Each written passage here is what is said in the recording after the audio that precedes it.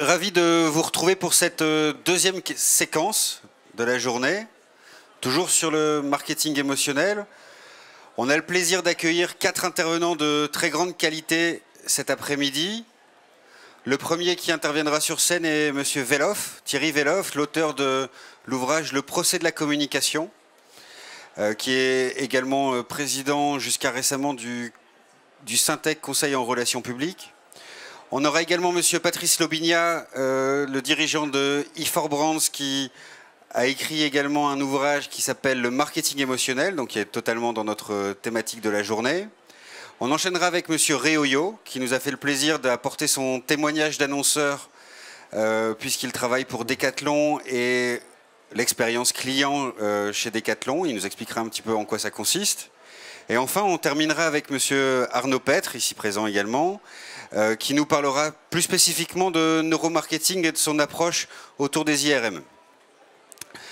J'aurai le plaisir, comme dans la première séquence, de retrouver l'ensemble de ces intervenants autour d'une table ronde pour faire réagir les uns aux propos des autres et surtout pour aussi vous donner la parole. Voilà, sans plus attendre, je ne vais pas faire trop long cette fois-ci, je vais laisser la parole à Thierry Veloff. Merci.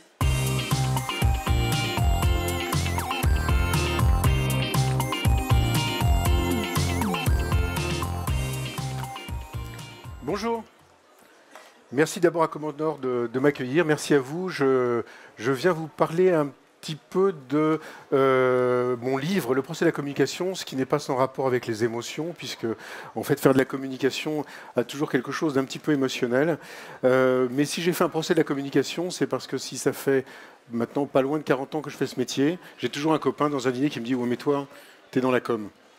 Sous-entendu, ce que tu fais, c'est pas très important, c'est pas un métier sérieux, c'est pas un métier qui vraiment signifie quelque chose. Alors je pense que certains d'entre vous sont dans la communication. Je voudrais passer, merci. Mais ce qui me surprend, c'est que quand quelque chose ne va pas, on dit toujours « ouais, mais c'est que de la com ». Et c'est ça qui m'a fait donner envie d'écrire ce bouquin, Le procès de la communication. Alors bien sûr, plus qu'un procès, c'est plutôt un plaidoyer, mais qui est organisé comme un vrai procès, c'est-à-dire avec des chefs d'accusation, un procureur, un avocat, des témoins que j'appelle à la barre. Et ce qui m'a donné envie d'écrire ce bouquin, c'est des phrases comme celle-là. C'est des phrases qui disent, en gros, au-delà de fait de vendre une bouteille d'eau ou un pot de yaourt, nos valeurs doivent s'incarner dans des projets concrets, sinon ce n'est que de la com. Il n'aurait pas dit c'est que de la posture, c'est que du mensonge, c'est que de l'affichage. Non, il dit c'est que de la communication, comme si la communication était vraiment un mal absolu. Pareil pour J'optimisme, c'est pas un coup de com. Ou l'école 42, Kwame Nyamnyan, qui dit c'est quelque chose de sérieux, sinon ça n'aurait été que de la communication, et non, ce n'est pas un coup de com'.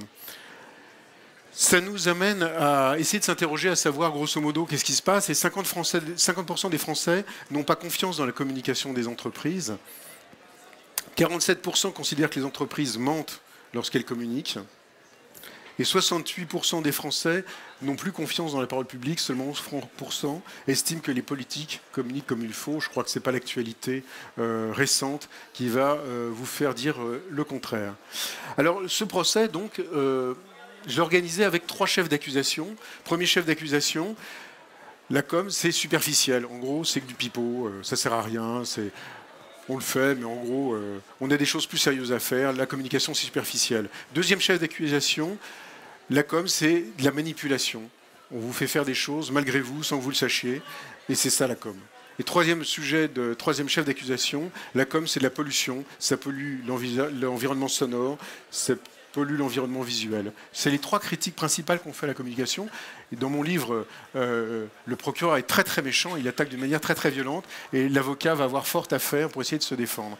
Et avant de se défendre, en fait, l'avocat va tout simplement essayer de s'intéresser en disant, mais finalement, est-ce que la com, on peut s'en passer ou est-ce qu'on ne peut pas s'en passer? Et on se rend compte que finalement, rien ne se fait dans le monde, rien ne peut se faire dans le monde sans communication. Sans communication, il n'y aurait pas eu Mandela, il n'y aurait pas eu Gandhi, il n'y aurait pas eu Hitler non plus. Mais c'est donc pas la communication qui est en cause, c'est souvent celui qui l'utilise.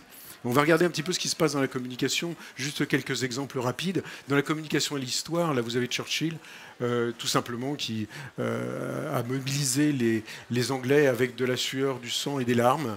Mais on pourrait remonter beaucoup plus loin avec les empereurs Auguste qui utilisaient des services de scribes, ou Clémenceau qui allait dans les tranchées avec la presse pour essayer de montrer sa proximité avec les poilus. Dans toute l'histoire, en fait, Louis XIV aussi, Napoléon aussi, ont fait appel à des écrivains, à des storytellers, voire à des mécènes, le fameux mécène à l'époque des Romains, pour écrire, pour chanter leurs louanges et pour pouvoir exister tout simplement grâce à la communication. Dans le commerce, il n'y aurait pas eu de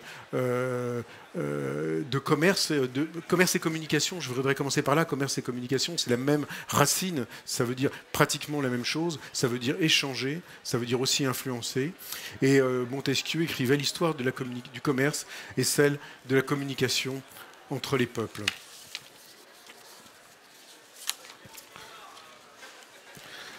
Dans la finance aussi, ça c'est Mario Draghi, où on peut estimer que la finance est quelque chose de très sérieux, dans lequel la communication n'a pas grand-chose à voir.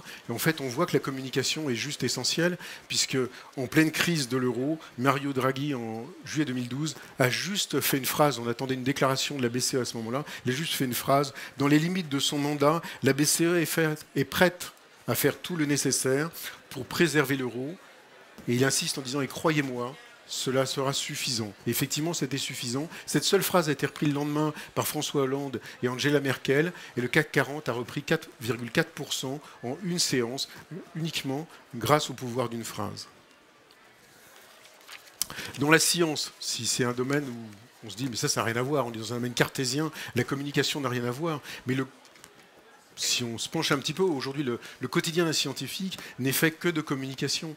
Il va dans des symposiums, dans des congrès, dans des conférences, il partage sur Internet, il échange les savoirs. Et quand il va même se remettre la médaille Field, là c'est Cédric Villani que vous voyez en photo, tout simplement, voilà ce qu'en dit Cédric Villani, il dit « Un solide embargo sur les décisions du jury, allié à une sérieuse préparation de la presse, assure à la remise des médailles Field un retentissement sans équivalent dans le monde mathématique. » Et il ajoute c'est le Festival de Cannes. La communication, ça ne sert pas que le commerce, ça sert aussi les ONG. On voit ici l'abbé Pierre qui dit tout simplement autant qu'aider, il faut témoigner, sans parole, sans image, pas d'indignation. Il faut savoir que les ONG sont certainement parmi les mieux équipés en matière de communication. Ils l'ont compris il y a longtemps. Communication et politique, évidemment, on ne peut pas faire de la politique sans utiliser la communication, on le voit, et une politique qui ne communiquerait pas, de toute façon, ne fonctionne pas. On peut se dire que la politique évolue énormément aujourd'hui avec le digital, et elle n'a pas fini d'évoluer. La communication, ça ne sert pas que des bonnes causes, ça sert aussi des mauvaises causes. Daesh, il faut savoir que les communicants chez Daesh sont les mieux payés, ils sont plus payés que les combattants. Et Daesh a complètement compris que son métier, c'était d'abord de la communication, le terrorisme, et le faire savoir au plus grand nombre. Et l'équipe de communicants sont payés à peu près 3 fois le prix des combattants chez Daesh. Donc voilà, les critiques qu'on fait à la com, c'est superficialité, pollution, manipulation. Et en fait, on se rend compte que ce n'était pas la communication qui est comme ça. Ce sont simplement les excès de la communication. Ça arrive que la communication soit superficielle, ça arrive qu'elle soit manipulatrice, ça arrive qu'elle soit polluante, mais c'est dans ces excès. Ce qui est particulier dans la communication, c'est qu'en fait, c'est le seul métier, je crois, où on assimile les excès au métier. Dans la santé, vous avez des excès dans le crise sanitaire, vous avez des excès avec des médicaments, il y a eu beaucoup de scandales ces dernières années, mais ce n'est pas pour ça qu'on met en cause l'existence même de la santé, des métiers de la santé, alors que la communication, on l'assimile à ces excès. En permanence, on ne voit dans la communication que ces excès, mais pas la réalité de ce qu'est la communication et la nécessité de la communication. Superficiel, pour reprendre les 3 arguments, alors c'est quelque chose que je développe beaucoup dans mon livre, je ne vais pas beaucoup le développer ici, on n'en a pas le temps, mais simplement vous citer peut-être 1 ou 2 phrases. Celle-là est de Nietzsche, grâce à la liberté des communications, de la communication, des groupes d'hommes de même nature pourront se réunir et fonder des communautés, les nations seront dépassées. On peut dire que c'était quasiment une prophétie, c'est Nietzsche qui l'a dit. Mais il n'a pas seulement dit ça, il a dit, grâce à la liberté, la conscience n'est qu'un réseau de communication entre les hommes, c'est en cette seule qualité qu'elle a été forcée de se développer. Et enfin, il a dit, quiconque a sondé le fond des choses devine sans peine quelle sagesse il y a à rester superficiel. C'est quelque chose qu'il faudrait développer beaucoup plus longtemps, mais il a même théorisé la superficialité en montrant qu'il y avait beaucoup plus de profondeur que l'on pouvait le penser. Un petit mot sur le deuxième chef d'accusation, qui est la manipulation. Très souvent, on dit, oui, mais la communication, ça nous fait faire des choses qu'on ne voudrait pas faire, acheter des produits dont on n'a pas besoin, souscrire à des abonnements dont on n'a pas besoin, peut-être voter pour des gens pour qui on n'aurait pas voté. Et en fait, il y a une confusion entre la manipulation et l'influence. La communication, c'est effectivement de l'échange, du partage et de l'influence. Mais l'influence est une bonne chose. On a tendance à penser que l'influence, c'est pas bien. Il ne faut pas être trop influençable. Il ne faut pas être influençable. Oui, il ne faut pas être influençable, mais je dirais qu'il ne faut pas être trop influençable.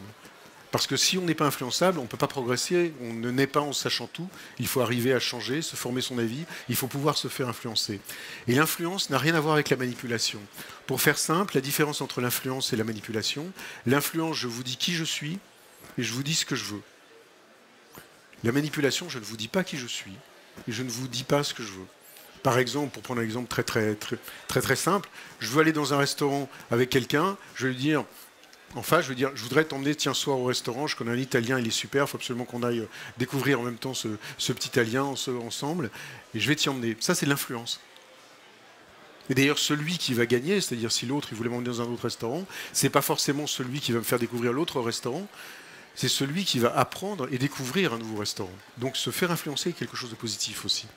La manipulation, ça serait de dire à tous les autres amis que tous les autres restaurants sont pourris, qu'il n'y a que l'italien qui est très très bon, et donc personne ne saurait que c'est moi qui suis à l'origine de ce travail de manipulation, et personne ne saurait quel objectif je poursuis réellement, qui est d'aller dans ce restaurant. Ça, c'est de la manipulation. En gros, il y a une différence entre l'influence et la manipulation. Il faut assumer quand on fait de la communication qu'on fait de l'influence, bien sûr.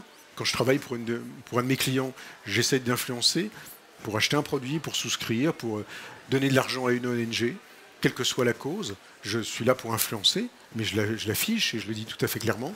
La manipulation est quelque chose qu'il faut bannir de la manipulation, il faut la bannir de la communication.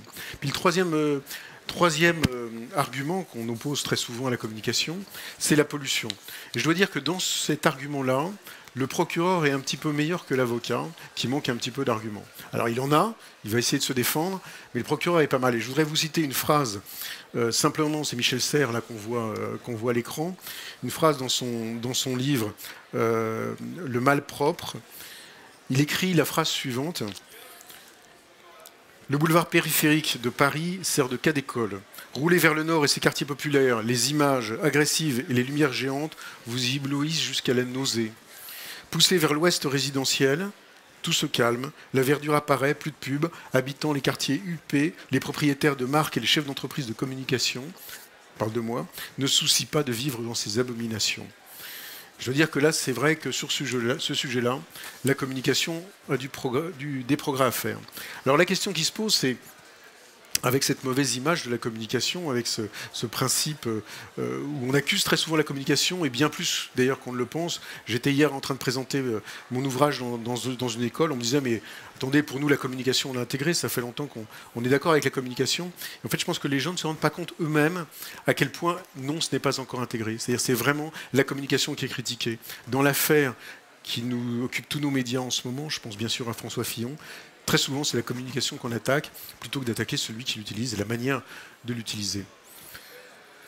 Comment sauver la communication? Je vous propose de partager avec vous quelques principes de base. Première chose, plutôt que de la superficialité, toujours se soucier d'être proche de l'action, c'est-à-dire que la communication doit se retrouver dans le réel. Quand on communique quelque chose, il faut s'assurer que ça soit vrai. C'est la responsabilité des communicants de le faire.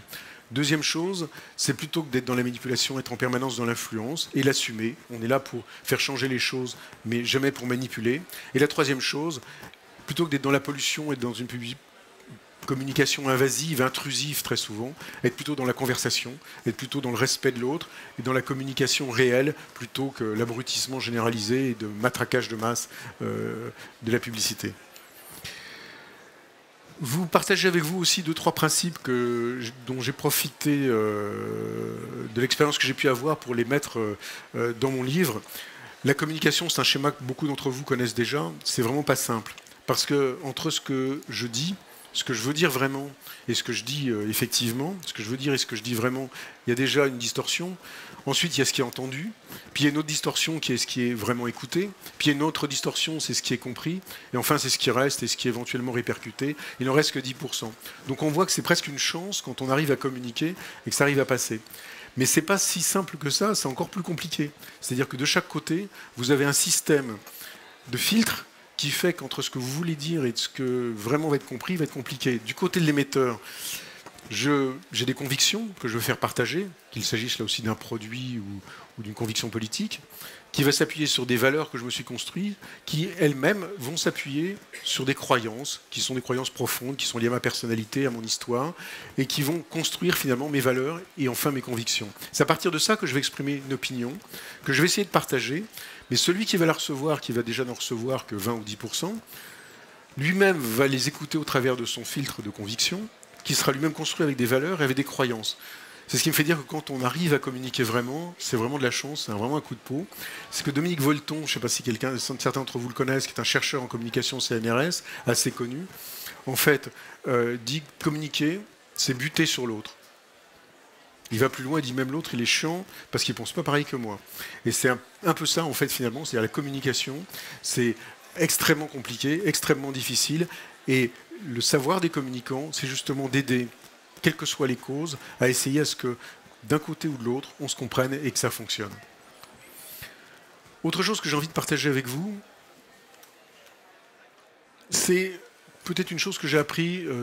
J'ai créé mon agence, je crois qu'il m'a cité comme étant président du Syntec. J'étais président du Syntec pendant 6 ans, mais je suis surtout fondateur et créateur de mon agence qui s'appelle Welcome, qui a maintenant un peu plus de 35 ans d'existence.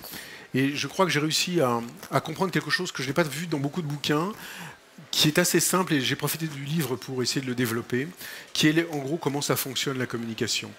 Et finalement, c'est toujours compliqué de faire simple, et c'est pour ça que je ne suis pas mécontent d'en être arrivé là. Finalement, essayer de comprendre comment ça marchait la communication. Et la communication, ça fonctionne toujours sur 3 principes de base qu'on retrouve dans toutes les formes de communication.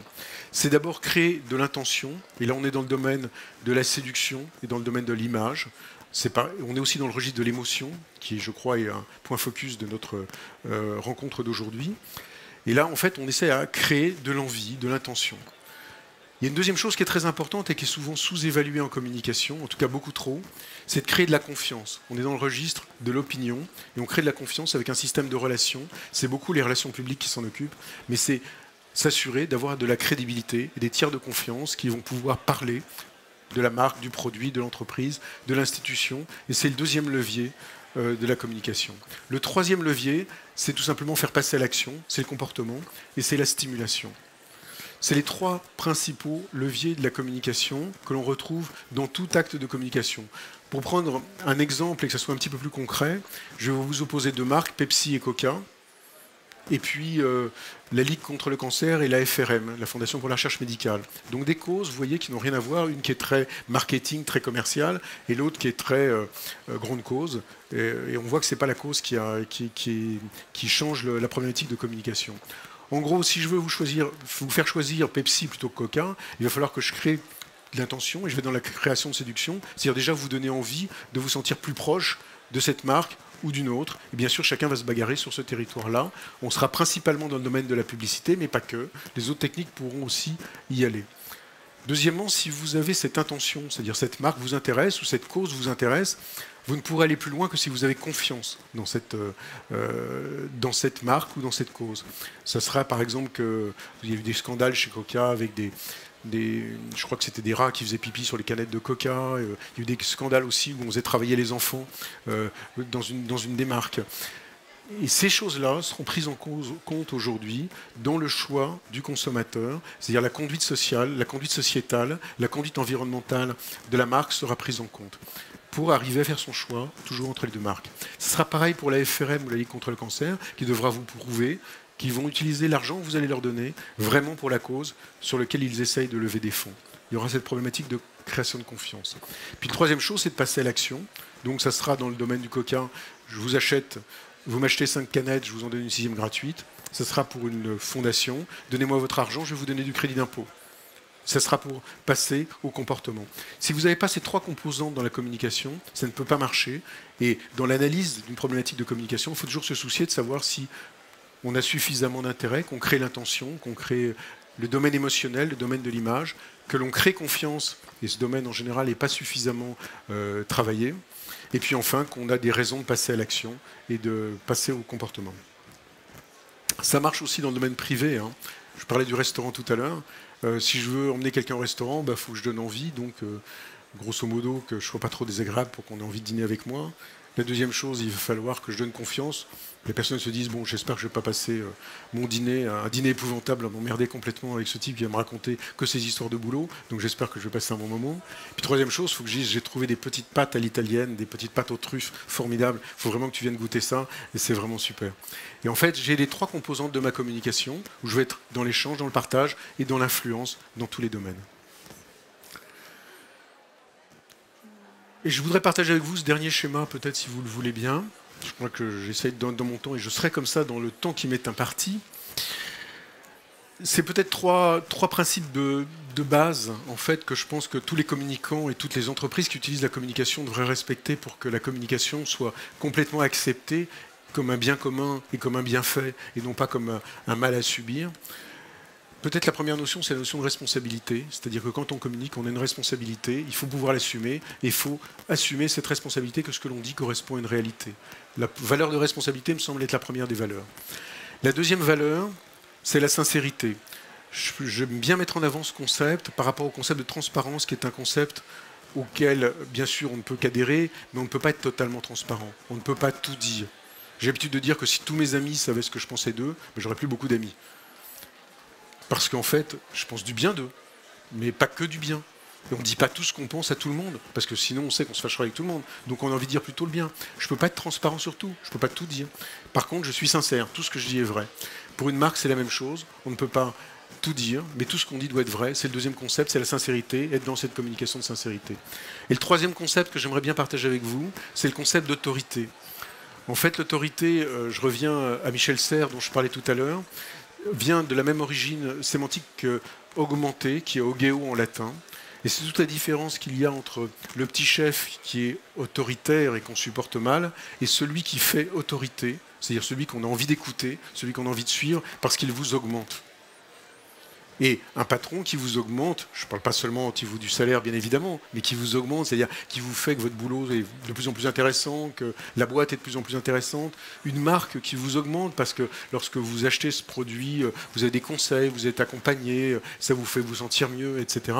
C'est effectivement une marque qui fonctionne bien. Et de la communication doit fonctionner du même principe, c'est-à-dire qu'elle doit se soucier pas seulement d'abrutir les gens avec des messages, mais plutôt de savoir comment les augmenter, comment arriver à ce qu'ils soient encore plus riches grâce à votre communication.